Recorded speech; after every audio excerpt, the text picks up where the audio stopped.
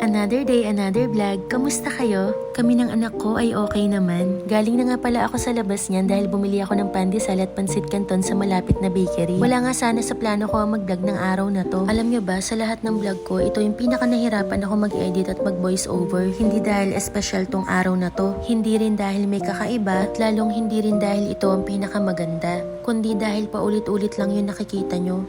Opo, aminado naman ako na paulit-ulit lang yung routine ko sa halos araw-araw. Pero anong magagawa ko, nanay ako. At sa ngayon, ito pa lang muna yung mga kaya kong i-content. Sana po hindi nyo pagsawaan. Gustuhin ko man magkaroon ng mas magandang content. Gustuhin ko man magluto ng mas masarap na potahe para sa ikakaganda ng vlog ko. Sa ngayon, hindi ko pa kaya dahil hindi po palaging may budget para dun. Dumating na nga ako sa punto na nawawalan ako ng pag-asa kasi parang walang pinatutunguhan tong ginagawa ko. Pero wala tayong choice kundi magpatuloy. Hindi pwedeng sumuko. Sa ngayon, medyo mahirap pa. Sa ngayon, medyo mabagal pa ang pag-usad. Pero balang araw, aayon din sa atin ang panahon.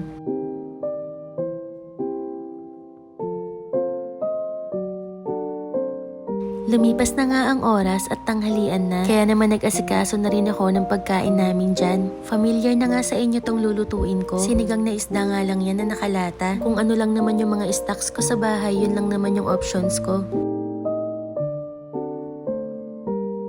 Pagkaluto nga, ipinakain ko kaagad si Seki dahil kung minsan mas mabilis pa kapag hindi kami magkasabay kumain. Pero pagkatapos naman ni Seki ay kumain na rin ako dahil busy nga rin ako ng araw na to.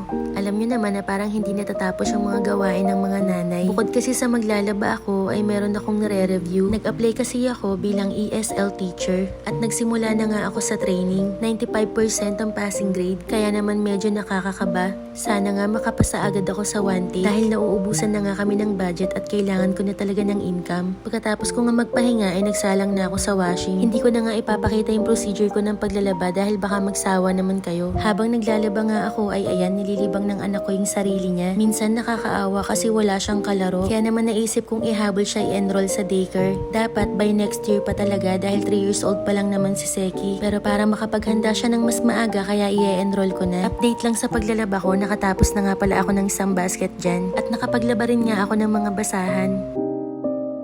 Bandang 6:30 na nga ng gabi, nagsimula ako mag-asikaso ng hapunan. Nagpa-deliver nga pala ako ng lechon manok at dahil marami pang ang tirang kangkong, naisip ko nga na igisa na lang sa garlic at butter para maiba naman.